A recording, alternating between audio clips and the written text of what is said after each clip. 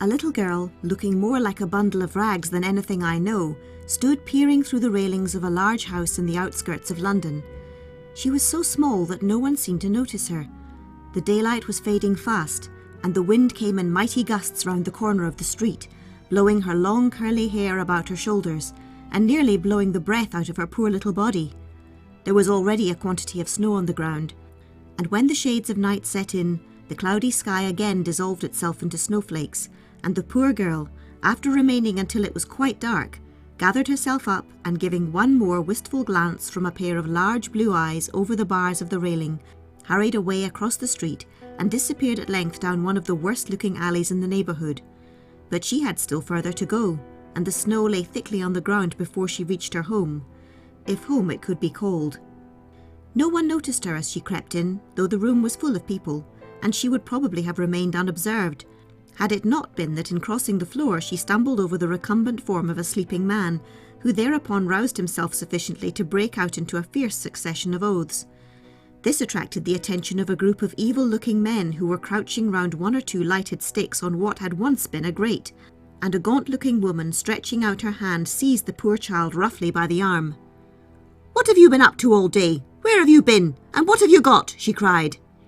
"There and back again, and I've got nothing," answered the child somewhat saucily, and in a shrill little voice, and in no way disconcerted, she quickly shook the woman's hand off her arm and passed on. The woman shouted after her something about stopping her impudence. As, however, she did not attempt to follow her, the little girl took not the slightest notice of her, and going to the further corner of the room, sat composedly down on the floor beside a poor little boy who was evidently in the last stage of consumption. "Is it you, Neddie?" said the boy, opening his eyes. "You've been a long time gone." "Yes, I know," replied the girl, "but—" "Hush, Dickie, I don't want that woman to hear. I've been there again." "Have you now?" "Oh, Neddie." "Yes, but, Dickie, I couldn't get to speak to them, but I heard them singing, and saw after a bit when it got dark the shadows on the blinds." "But, Neddie, I can't wait. I shall die if they don't come soon. I'm, so cold, and there's nothing to eat. I don't know as I could eat if I had it now, but it's the feeling of nothing in me that's so bad, and what with the cough. Oh, poor Dickie, poor Dickie, go to sleep, dear, and I will make you warm if I can." And so saying, the motherly little thing drew the weary head on her shoulder and wrapped her ragged shawl closer round the dying boy. She, poor child, was hungry too. Food had not passed either of their lips that day, and when sleep came at last, Neddie would have slept till morning, had not Dickie's cough aroused them so often during the night, causing many an angry word from the other inmates of the room.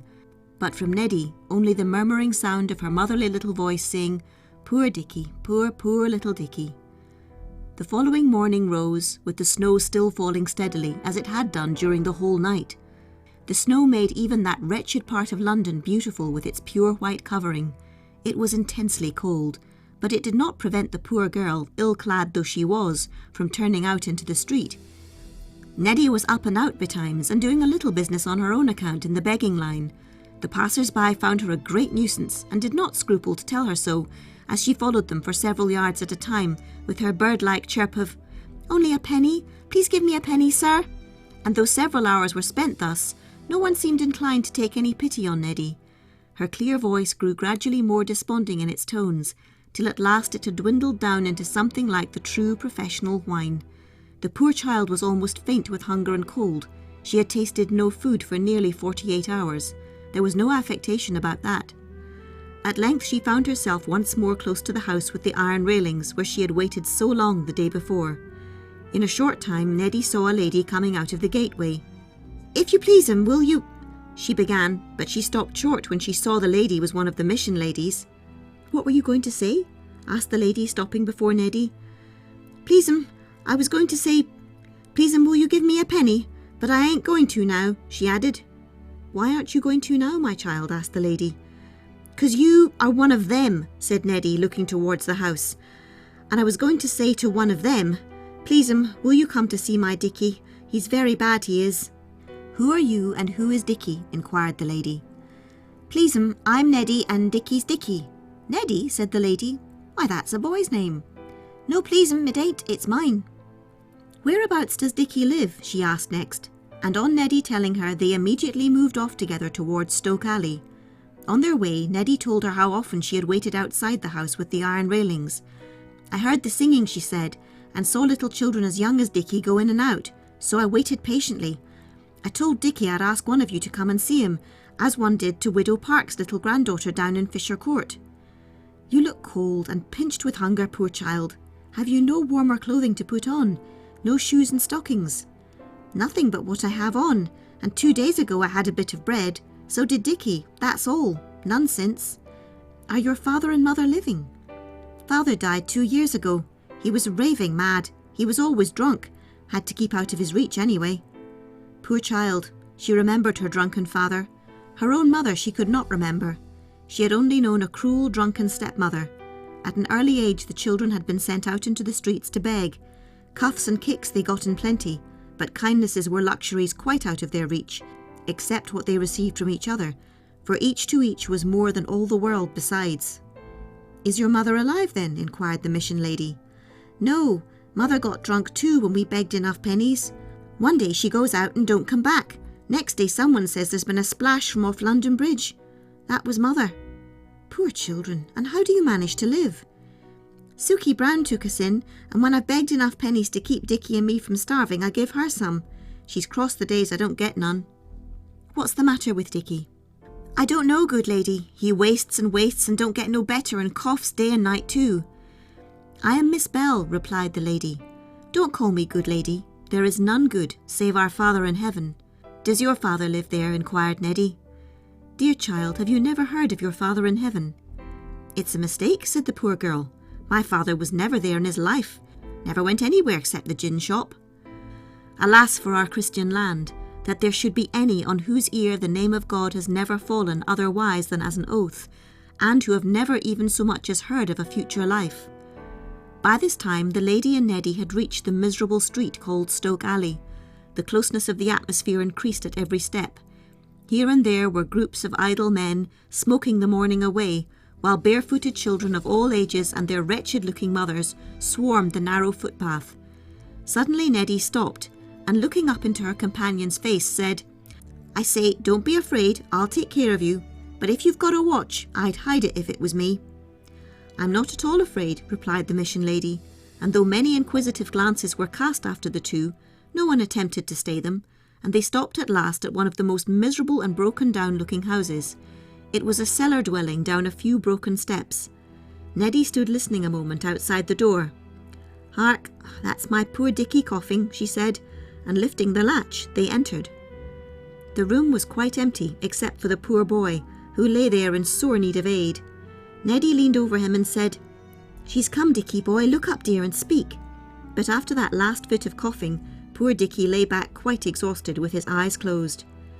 "Something must be done at once," said the lady, and taking a pencil out of her pocket she wrote a few words, and giving the paper to Neddie said, "Go back at once to the house I came out of, ask for Miss Gray, give her this, and she will tell you what to do next." "Shall you be here when I come back?" "Yes, yes, only you must be quick." Neddie waited for no more, but set off running as fast as her poor legs would carry her. As soon as she was gone, the kind lady, gently raising the boy, wrapped him up as well as she could, then sitting down on the ground, laid his head on her lap. After a while, Dickie ceased shivering and opened his eyes.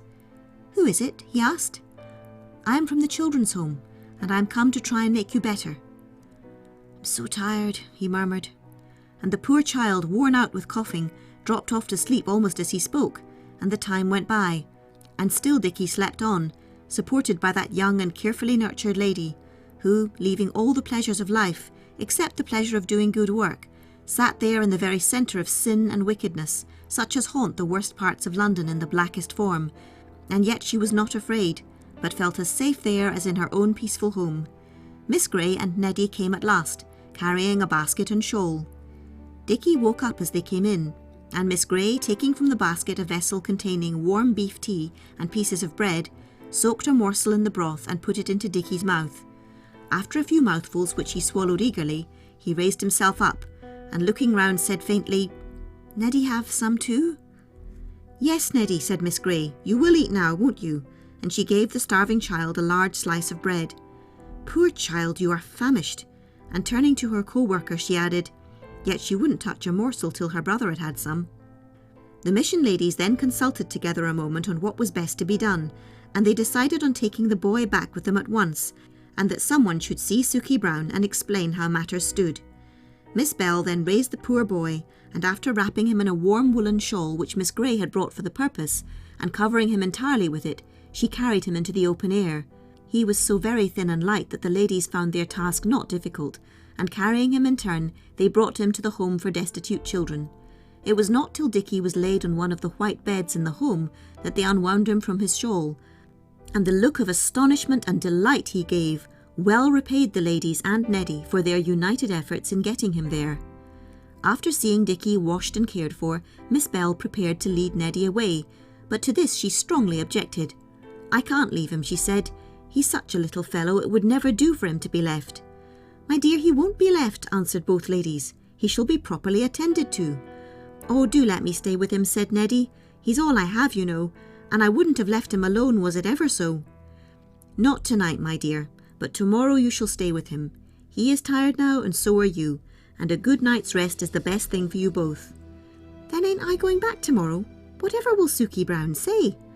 "No, you are never going back to her again, I hope, and you need not trouble about what she will say. We have arranged it with her. But now, my child, you must go to bed. Miss Grey will show you the way. And now good night. May God bless you." "I say, she didn't ought to have said that," remarked Neddie as soon as they got outside the door. "Said what, Neddie?" "Well, I didn't think such as her would have said it, you know, that about the bad words, God bless you. Father used to swear awful when he came in from the gin shop, and Sookie Brown and all of them swore a lot, but I didn't expect to hear anything of that kind here." "Oh, Neddie, child, you have much to learn, but you are in the right hands to learn it. May heaven prosper the good work of these noble institutions." The next morning, Neddie was relieved to find that Dickie was much better than usual. She found him sitting up in bed with his breakfast before him.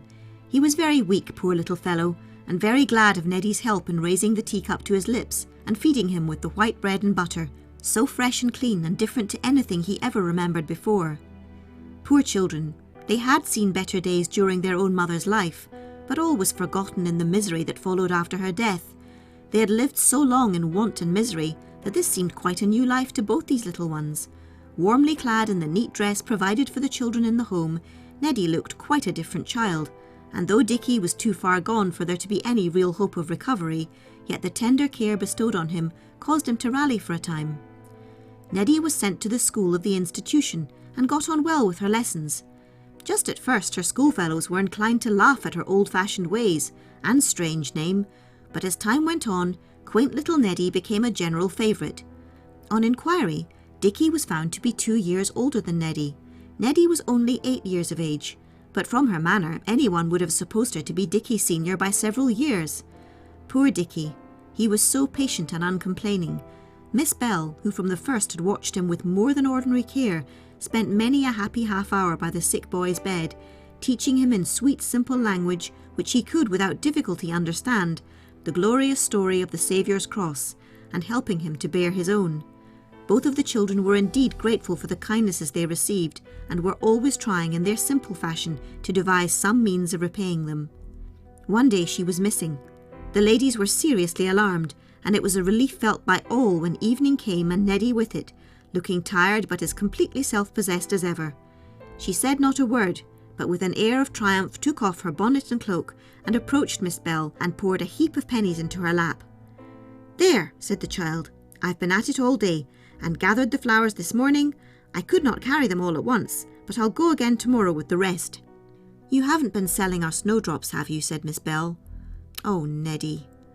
Then looking at the disappointed expression on Miss Bell's face, the child seemed to take in for the first time that something was amiss.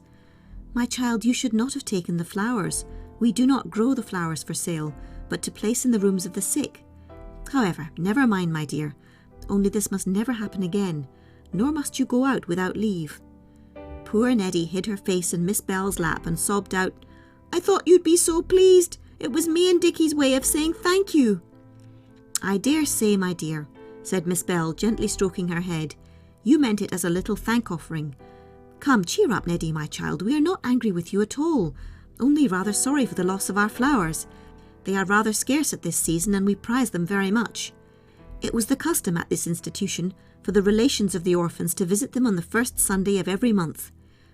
"There's no one to come and see Dickie and me," said Neddie, unless what, poor Neddie dear?" replied Miss Bell. "Unless, Miss Bell, are brothers and sisters relations?" "Why, yes, dear, most certainly they are." "Oh, then it's all right," said Neddie. "And Dickie's got a relation going to see him today. That's me." "Oh, Miss Bell, won't you let me have my bonnet and cloak?" said Neddie. "Why? What do you want them for? You aren't going out again?" "No, Miss Bell, but, oh please, I'm a relation, and if I don't wear my bonnet and cloak I shan't look like one." In a few minutes Neddie made her appearance, attired in full walking trim. It was with the greatest difficulty that Miss Bell prevented herself from laughing, and at the same moment Miss Grey entered the room holding up a bunch of violets. "Why, Neddie, where are you going?" "I'm Dickie's relation," replied Neddie. "I'm going to visit him." "Do I look like a relation?" "Oh, very like one indeed, Neddie," and the ladies exchanged smiles. "Should you like to take him some flowers?" "Oh, if you please, Miss Grey." "Oh, thank you, Dickie will be pleased." Little unselfish creature, all her thoughts day and night were on Dickie. It was amusing to see how demurely she walked into the ward and sat gravely down on the chair by Dickie's bed, just as she had seen other relations do before. She put the violets into his hand, saying, "Miss Bell and Miss Grey sent them for you."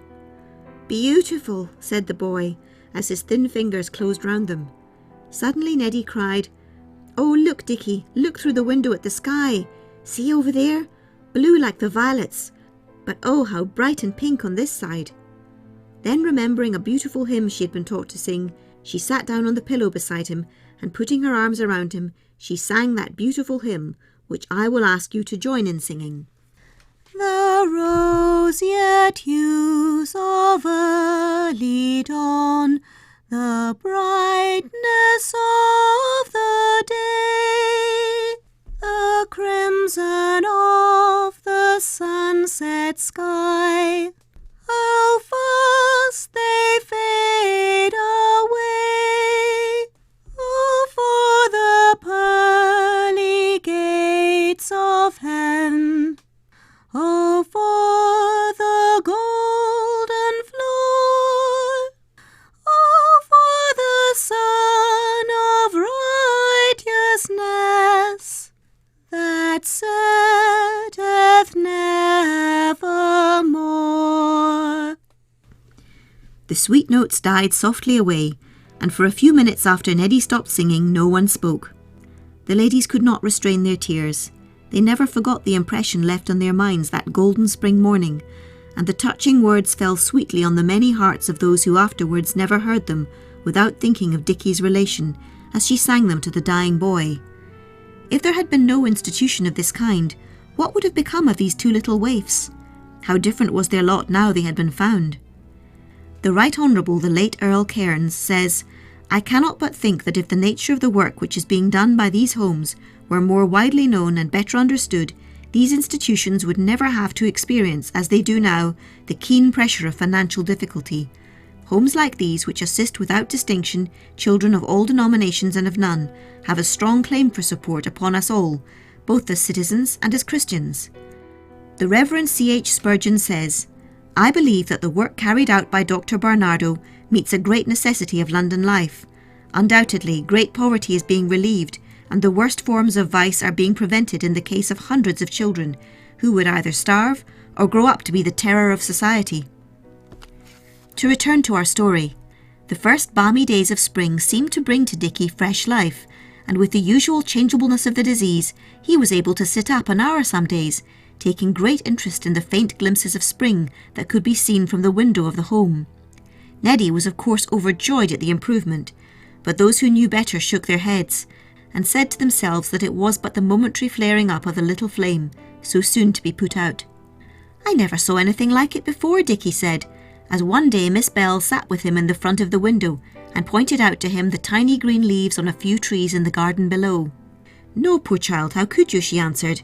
"I cannot bear to think of those dreary days for you in that miserable Stoke Alley." "I wonder," said Dickie, "if it will be a blue sky like it is now when I die." "Hush, Dickie dear," said Neddie.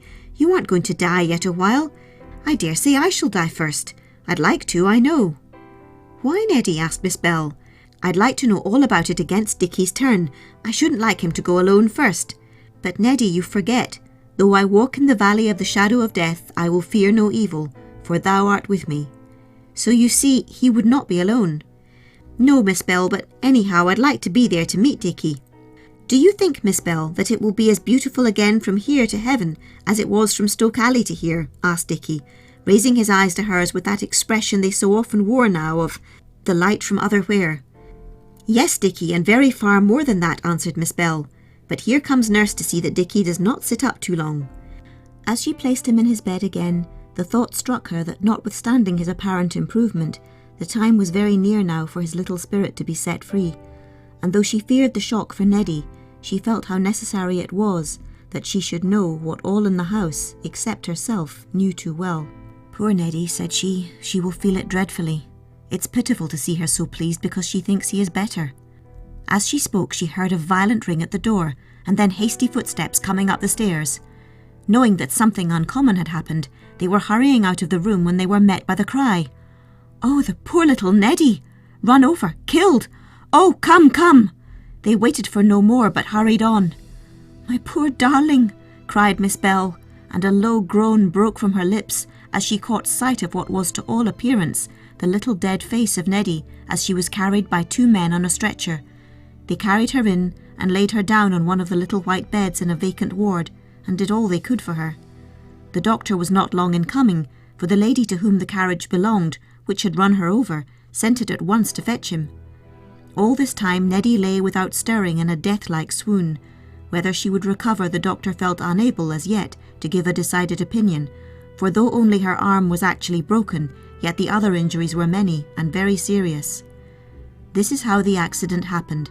It seems the children, attended by their teachers, were just crossing the street when a carriage came suddenly round a corner and the next moment had knocked down poor Neddie and the wheels had passed over her. Trying to suddenly stop the horses had only added to the fearful mischief that was done. It was not till the middle of the night that Neddie first showed signs of returning life. She began to move a little and suddenly opened her eyes. "Where am I?" she raved. "Is it Neddie? But Neddie isn't ill. Then it must be Dickie, but Dickie's arm isn't bad, nor his back. Oh, Miss Bell, who is it? Poor little one." All through the long, weary hours she moaned on. The fever did not abate till far on in the day, when she fell into a troubled sleep. Miss Bell was near when poor Neddie awoke, and she saw with thankfulness that the child was conscious. "Have I been ill, Miss Bell?" said Neddie. "Yes, dear, you have hurt your arm. Don't try to move it." "I can't remember. Where's Dickie? What does it all mean?" "Don't try to think, dear, but just keep quiet," said Miss Grey, who had just entered the room. "You will be much better if you keep quiet." Neddie lay still with her eyes closed, and they thought she was going to sleep again, but in a minute or two she raised herself and spoke again in a low voice. "Miss Bell, am I going to die? Darling, I hope now you are going to get well, but you must lie still and not talk." "Oh, but Miss Bell, I must talk. I can't die yet, Miss Bell. I'm frightened. I can't think," she cried. "I don't remember, but I can't go alone. Oh, Miss Bell, do say you know about the shadow and not afraid. Oh, do say it." Then Miss Bell repeated softly, "Though I walk through the valley of the shadow of death, I will fear no evil, for thou art with me. Thy rod and thy staff, they comfort me." The child grew quieter. "Go on," she said, and she lay back listening. "Suffer the little children to come unto me, and forbid them not, for of such is the kingdom of heaven." "I like that," whispered Neddie. "I'm not afraid now." And Miss Bell continued in a sweet low voice, "Come unto me all ye that labour and are heavy laden, and I will give you rest." She then sang, "I heard the voice of Jesus say, Come unto me and rest." The soft music of her voice lulled the child to sleep again. It became necessary, on Dickie's repeated inquiries for Neddie, to break the news to him. Poor Dickie, he begged so hard to be allowed to see her that they carried him to her room. They chose a time when the little girl was peacefully sleeping, and he was removed again from the room when she showed signs of returning consciousness. Those were weary days for all, with Dickie, patient Dickie, slowly but surely fading away, and Neddie so ill that it was feared her recovery was doubtful. The lady whose carriage had been the cause of the accident was greatly distressed. Not a day passed but she came to the home laden with delicacies for them both, and the children grew fond of her and looked forward to her visits from day to day. They all knew there was no hope for Dickie, but it was a severe shock when the doctor told them on one of his visits that little Neddie also was beyond the aid of human skill. The internal injuries she had received were of a far more serious nature than had at first been supposed, and left no chance of recovery. It was possible, the doctor said, that she might linger on a week or two, or perhaps in a few hours the end might come. It was decided that the dear child should be told how near she was to the Golden City, but it happened that Neddie herself began the conversation. Miss Bell and Miss Grey were watching by the side of the little white bed, when Neddie suddenly raised herself in bed and spoke thus. "Miss Bell, oh, please won't you take me to see my poor boy? He'll think me very bad, and will fret if I don't go. I won't cry out, let it hurt me ever so." "No, dear, the doctor would not like you to be moved, but Dickie has been brought in to see you while you were asleep. We did not like him to see you while you were suffering so much. It would do him harm." Neddie lay a long time without speaking, but the ladies saw by her face that the ever-busy little brain was hard at work. "What is it?" asked Miss Bell. "Don't worry yourself, Neddie dear, with thinking." "It doesn't worry me, Miss Bell. I must think. I'm not afraid now. And you will take care of Dickie, won't you?" "Yes, darling, we will while he needs help. I'm not going to get well, am I, Miss Bell? Please, I want to know for sure." Miss Bell knelt down beside the child and put her arm around her. "Darling," she said, "the pain will soon be over. It will be only like falling asleep to wake again in paradise." "You'll mind how you tell poor Dickie," was all Neddie said, and then she slumbered again. And so after all Neddie would have that wish of hers granted, which she had expressed such a short time before. "Anyhow, I'd like to be there to meet my Dickie. I shouldn't like him to go alone first." The following was one of those bright warm days that remind us that summer is close at hand. The heat was almost oppressive, and poor dear little Neddie, whose sufferings during the morning were very severe, felt it very much. Yet through the keenest pains she remained patient and gentle. Towards evening she suddenly became quiet and told those around her that the pain was all gone. They knew what that meant. The doctor was sent for at once. "Can there possibly be any risk now for her to see her brother?" Miss Bell asked him. "It is the only wish she has left, and I cannot bear for her to die without having it gratified. And as regards Dickie, I am confident it will do him more harm than good to be prevented from seeing her. Now that he will not be upset by seeing her sufferings, I see no reason against it," the doctor replied. Miss Bell whispered to Neddie to prepare her for the interview, while Dickie was carried to her room. Miss Bell sat down by the bedside with the boy in her arms, and Neddie put out one tiny hand towards them. It was so sad and touching to see them that the nurses could not restrain their tears. "Poor dear little Dickie," she murmured. "It doesn't hurt, dear." For the boy was crying silently. Then she turned her eyes to Miss Bell and whispered, "I'm so glad to go first.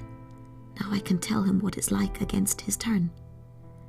It was a long speech for her to make, and a very sweet one, for it showed that her devotion to Dickie was so great that it swallowed up all thought of self, even in her dying hour. "Please, Jesus Christ," they heard her say, "let me always be near my Dickie." Then after a moment, "It's like going to sleep, Dickie dear.